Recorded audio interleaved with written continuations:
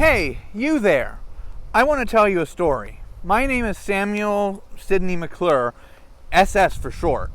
You ever heard of McClure's magazine? Of course you have. Everybody has. But that's only part of the story. I was born in what you now call Northern Ireland in 1857. My father died when I was young, so my mother and I moved to the United States when I was 9 years old.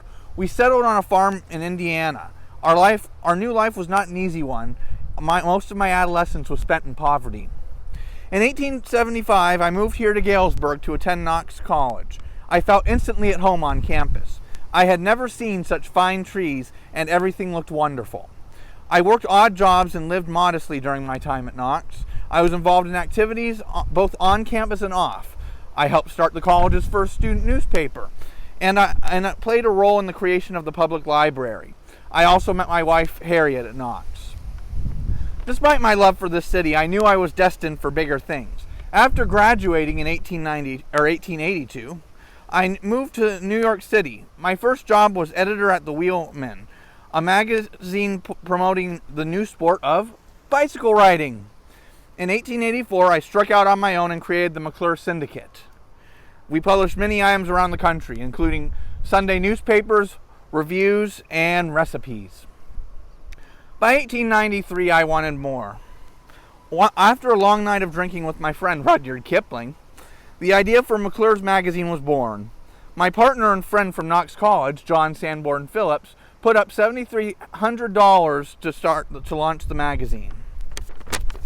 We slowly built a good following, publishing articles and exposés on various industries.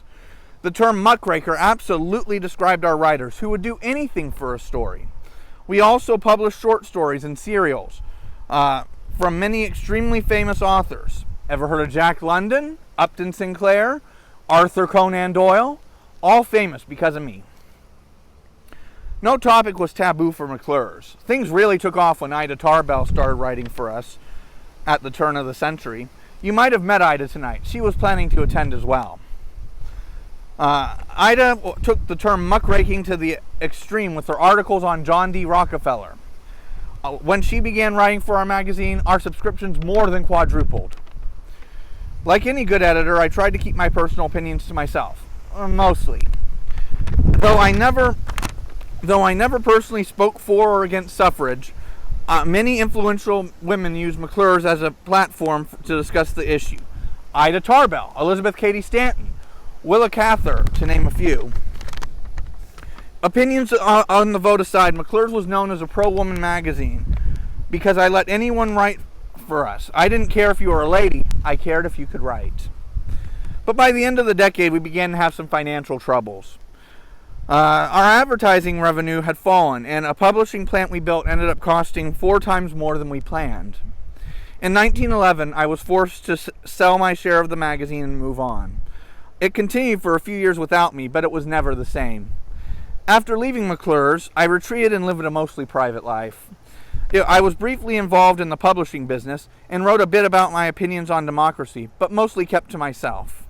I died in 1949 in New York City, but my last wish was to return to the city which held such fond memories for me.